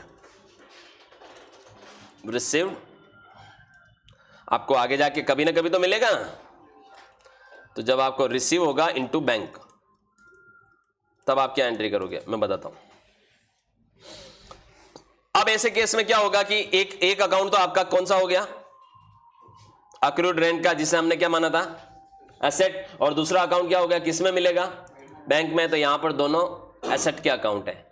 अब देखिए मुझे एक चीज बताइए, कौन सी एसेट बढ़ रही है यहां पे, बैंक में पैसा आ रहा है, तो बैंक बढ़ रहा है, तो बैंक अकाउंट को डेबिट करिए। एसेट जब भी बढ़ती है हम उसको क्या करते हैं, डेबिट करते हैं 30,000 से। और कौन सी एसेट कम हो रही है, जिसे आपने अपनी एसेट माना था वो अब कम हो रही है, खत्म हो रही है, कम मतलब तो कम हो रही है, तो आप जब एसेट गिरती है या कम होती है हम उसको क्या करते हैं, क्रेडिट, तो अक्रूड रेंट को आप यहां क्रेडिट कर दीजिए। जब भी आपको आपकी ऐसी इनकम जो आपने एसेट माना था ड्यू हो गई थी और वो आपको आगे जाके मिलेगी, तो आपको उसको क्रेडिट करना है। तो आप देखिए जो एसेट बढ़ती है उसको हम डेबिट करते हैं, जो एसेट कम होती है उसे हम क्रेडिट करते हैं। अकाउंटिंग हमेशा नियमों से ही चलती है, और अभी अभी मैंने ये जो 8-9 एंट्रियां बताई है, आप ये मान के चलिए इनकम के केस में ऐसी ही एंट्रियां होगी। अच्छा, एक और एंट्री बता रहा हूं जो भी आपको देखने को मिल सकती है, चलिए बताता हूं। फर्नीचर, ब्रैकेट में लिख रहा हूं कॉस्ट 50,000, कितनी कॉस्ट का, सोल्ड फॉर ₹45,000, ठीक है, इन कैश। अब देखिए सर आपने ये क्या लिखा है, इसमें इनकम का है, मैं अभी आपको 1 मिनट, 45 लिखा ना मैंने, 45 की जगह 55 लिख देता हूं, क्योंकि अभी हम इनकम पढ़ रहे हैं। 50,000 रुपए की कीमत का फर्नीचर आपने कितने में बेचा, 55 में बेचा है। इनकम दिख रही है कहीं, हाँ जी सर दिख रही है। देखिए एक अकाउंट तो हो गया फर्नीचर, एक अकाउंट हो गया कैश, एक अकाउंट हिडन है, एक अकाउंट हिडन है, ठीक है, 3 अकाउंट आ रहे हैं इसमें। देखिए फर्नीचर क्या होती है आपकी, एसेट, कैश क्या होती है, एसेट, और 50,000 रुपए का फर्नीचर आपकी बुक में कितने से दिख रहा था, 50 से, आप कितने में बेचने जा रहे हो, तो एक अकाउंट जो हिडन है वो है प्रॉफिट, 5,000 का प्रॉफिट है, ये इनकम है आप, यानी 3 अकाउंट आ रहे हैं। ऑलराइट, चलिए क्या एंट्री करोगे, सबसे पहले फर्नीचर को देखते हैं। फर्नीचर कितनी वैल्यू का है, 50 का, क्या कर रहे हो, बेच रहे हो, बेच रहे हो मतलब कम हो रही है एसेट, जब एसेट कम होती है क्या करते हैं, क्रेडिट करते हैं, तो फर्नीचर अकाउंट को आप क्या करोगे, क्रेडिट करोगे 50,000 से। अच्छा, कैश में बेचा 55,000 में, तो कैश भी एक एसेट है, कैश बिजनेस में आ रहा है, बढ़ रहा है, तो कैश को आप क्या करोगे, डेबिट करोगे। जो एसेट बढ़ती है उससे हम क्या करते हैं, डेबिट करते हैं। कितने से आ रहा है, 55 से। और अकाउंटिंग का एक नियम होता है, डेबिट और क्रेडिट क्या होने चाहिए, मैच होने चाहिए। अगर डेबिट 55 है और क्रेडिट 50 ही है तो 5,000 रुपए यहां क्रेडिट में और भी डालने पड़ेंगे, और वो 5,000 रुपए आपको इस पे क्या हुआ है, प्रॉफिट। प्रॉफिट मतलब इनकम, इनकम जब होती है हम उसको क्या करते हैं, क्रेडिट करते हैं। तो आप यहां लिख सकते हो profit on sale of furniture. अब आप समझिए, 3 अकाउंट आए, कैश बढ़ा, एसेट जब बढ़ती है डेबिट करते हैं, एसेट जब घटती है हम उसको क्रेडिट करते हैं, और इनकम जब होती है हम उसको क्रेडिट करते हैं। ऐसी पिक्चर भी बन सकती है आपकी, जब आप कोई अपने इन्वेस्टमेंट या अपनी फिक्स्ड एसेट बेचोगे और आपको उस पर क्या होगा, कोई मुनाफा होगा, तो आपको उस मुनाफे को भी बुक्स में दर्ज करना पड़ेगा। ऑलराइट, तो ये था ओवरऑल इनकम के ऊपर बातें कि इनकम के जो अकाउंट होंगे उनको हम किस तरह से ट्रीट करेंगे। ठीक है, अब चलते हैं, हम लोग आगे बढ़ते हैं और चौथा हेड यहां डिस्कस करते हैं। चौथा और महत्वपूर्ण हेड है एक्सपेंसेस का। Fourth, expenses. बिजनेस में खर्चे होते हैं, लॉसेस भी होते हैं। एक्सपेंसेस लिखो ऑब्लिक लॉसेस भी लिखो, एक ही बात है। ठीक है, खर्चे भी हो सकते हैं और हानियां भी हो सकती है, नुकसान भी हो सकते हैं। इनमें भी दो पहलू होंगे, एक्सपेंसेस और लॉसेस में भी। एक होगा डेबिट, एक होगा क्रेडिट। ठीक है, डेबिट कब होगा, जब खर्चे होंगे, खर्चे ऑब्लिक हानियां होने पर आप उसको डेबिट करोगे। लेकिन कुछ परिस्थितियों में जब आपको उसको क्या करना हो, रिवर्स करना हो, तब बहुत कम केसेस होंगे जहां क्रेडिट होगा। लेकिन जब आपको उन खर्चों और हानियों को किसी वजह से क्या करना पड़ रहा है, कम करना पड़ रहा है, खर्चे या हानियां घटानी पड़े, अगर आपको घटाने पर, ठीक है, आप उसको क्या करोगे, क्रेडिट करोगे। ऐसी परिस्थितियां कम बनेगी। जनरली खर्चे होते ही हैं, हानियां होती है, जब होती है तो आप उसको डेबिट करोगे। चलिए यहां पर भी कुछ एग्जाम्पल से हम इसको समझने की कोशिश करते हैं। Number 1, salary paid ₹5,000। लिख देता हूं एक बार सारे। रेंट पेड, सर आपने अभी रेंट को इनकम माना था, अब वो इनकम इसलिए थी क्योंकि वो रिसीव हुआ था। अब मैं यहां रेंट पे कर रहा हूं और थ्रू चेक। ठीक है, तो ये आपका खर्चा होगा। तीसरा, बैंक चार्जेस ₹200 फॉर ATM। चौथा, audit fees paid to CA ₹5,000। पांचवा, loss by theft, loss by theft ₹5,000, bracket में लिख देता हूं गुड्स। चोरी हो गया माल। अगला, bad debts for ₹3,000 from Mohan. अगला, advertisement is due. Advertisement expense is due, यहाँ एक्सपेंस वर्ड लगा देता हूँ। फॉर ₹5,000।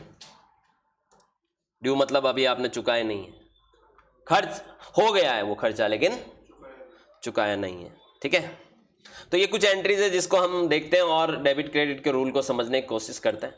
एक्सपेंसेस के केस में सबसे पहले बात करते हैं पहली एंट्री की। सैलरी एक खर्चा है, जब आप चुकाते हो तो एक्सपेंसेस है। और चुकाया किस में होगा? एक अकाउंट हिडन है इसमें, कैश। कैश क्या होती है? एसेट। अब जो खर्चा होता है, अभी मैंने बोला खर्चा जब भी होवे आप उसको क्या कर लीजिए?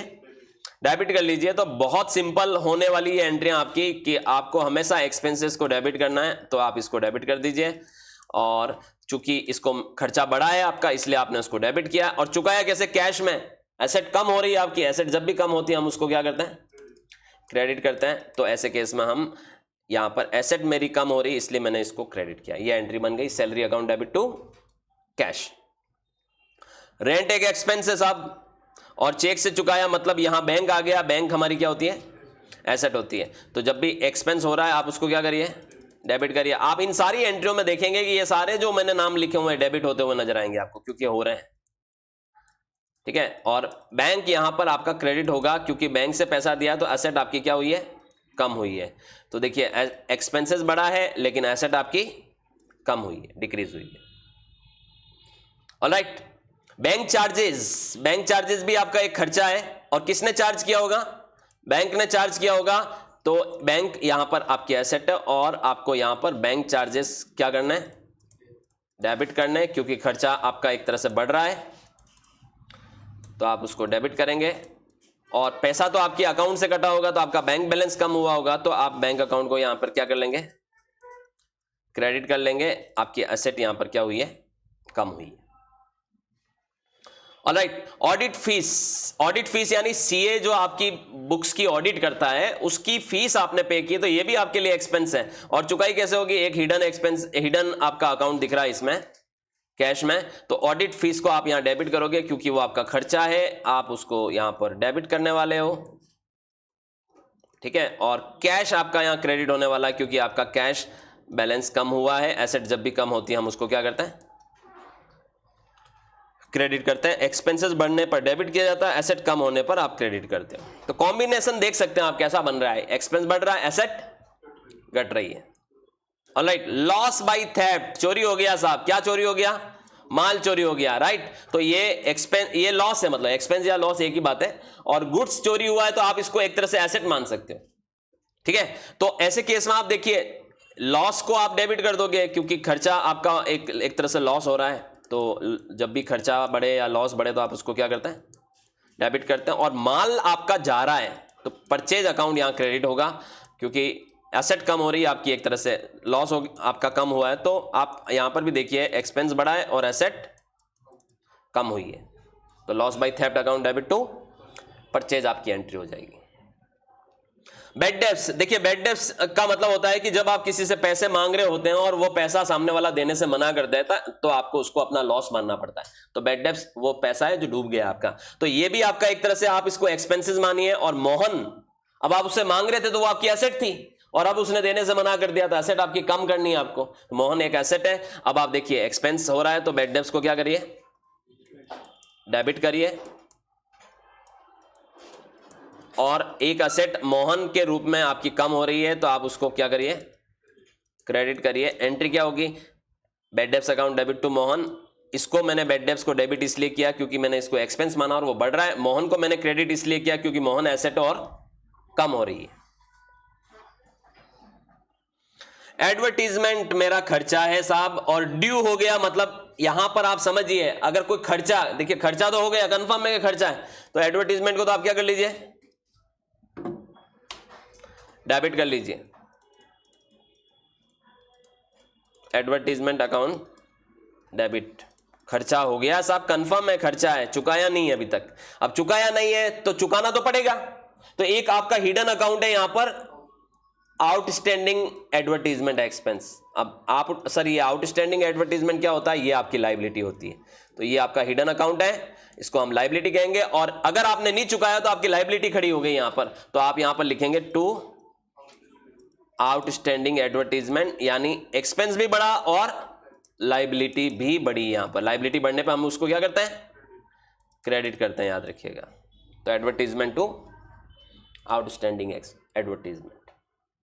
ऑलराइट। और कुछ एंट्रीज हैं जो एक्सपेंसेस से जुड़ी हुई है, उन पर भी हम थोड़ी चर्चा करते हैं यहां पर। कई बार ऐसा होता है कि देखिए ये तो मैंने लिख दिया कि आउटस्टैंडिंग, कल को आगे जाके आपने उस पार्टी को पैसा दे दिया तो आप यहां लिखोगे outstanding advertisement paid by cheque. अब आगे जाके आपने जब उसको पैसा दे दिया, दोबारा आपको उसको अपना एक्सपेंस नहीं मानना है। एक्सपेंस तो आप एक बार मान चुके हो, अब आपको उसको अपनी लायबिलिटी मानना है कि आपने उस लायबिलिटी को खत्म किया। तो ये लायबिलिटी और चेक से पेमेंट किया मतलब ये एसेट। लायबिलिटी जब डिक्रीज करते हो तो क्या करते हो, एंट्री। एग्जैक्टली, लायबिलिटी जब आप खत्म करोगे, डिक्रीज करोगे, तो आउटस्टैंडिंग एडवर्टीजमेंट अकाउंट आपका क्या होगा,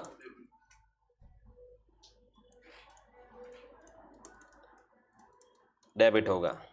और पेमेंट बैंक से किया है तो आपका बैंक बैलेंस कम हो रहा है तो असेट कम हो रही है तो उसको क्रेडिट करेंगे कितने हजार से, 5,000 से। अब आप देखिए आपकी लायबिलिटी डिक्रीज हो रही है इसलिए आपने उसको डेबिट किया, आपकी एसेट भी डिक्रीज हो रही है इसलिए आपने उसको क्रेडिट किया। नियम वही है, वो 8 नियम। एसेट डेबिट कब होगी, क्या करेंगे, क्रेडिट कब होगी, इनकम कब डेबिट कब क्रेडिट, एक्सपेंस कब डेबिट कब क्रेडिट, लायबिलिटी कब डेबिट कब क्रेडिट, सेम नियम है, दिमाग में रखने पड़ेंगे। ठीक है। कई बार ऐसा भी होता है कि कोई खर्चा हम एडवांस में चुका देते हैं। किसमें, एडवांस में। जैसे मैं बताता हूं यहां पर, advance salary paid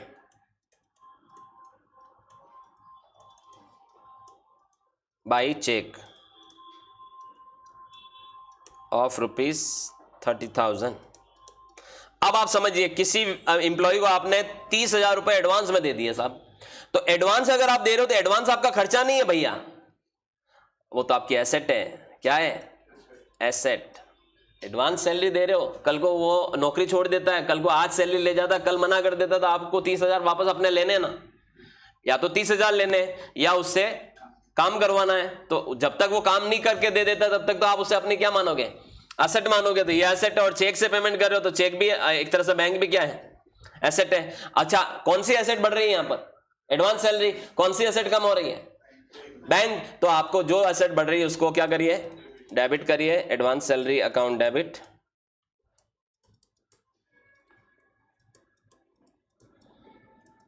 to bank account. Alright. अब ये एसेट आपकी बढ़ रही है इसलिए मैंने इसको डेबिट किया, ये एसेट घट रही है इसलिए मैंने इसको क्रेडिट किया। आगे जाके हो सकता है कि वो आदमी काम कर ले, उसने महीना काम कर लिया और अपना आप जो जिसे अपना एडवांस मान रहे थे उसने उसको क्या कर लिया, एक तरह से इक्वल कर दिया, बराबर कर दिया, पाल लिया उसने। तो आप यहां लिखेंगे adjust salary with advance salary. अब आप उसको अपना सैलरी यानी एक्सपेंस मान ले, जिसे आप एडवांस मान रहे थे उसे क्या मान ले, एक्सपेंस मान ले। जब ऐसा होगा तब आप क्या करोगे पता है, तब सैलरी अकाउंट आपको ओपन करना पड़ेगा जो कि आपका एक्सपेंस है, और एडवांस सैलरी को आपको ऑलरेडी मौजूद है जिसे आपने अपने एसेट माना।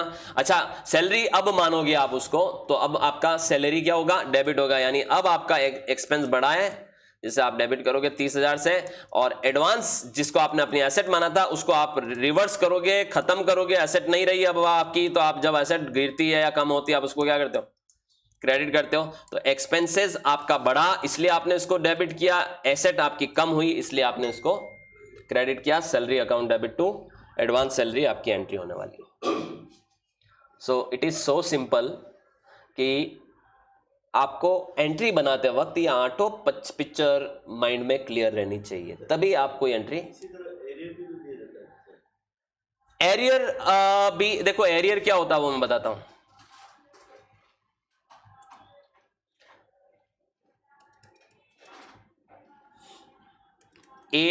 ARREAR, arrear salary paid ₹50,000। Arrear का मतलब यह होता है कि कई बार यह होता है कि जैसे मान लो, मैं अरियर समझाता हूं आपको।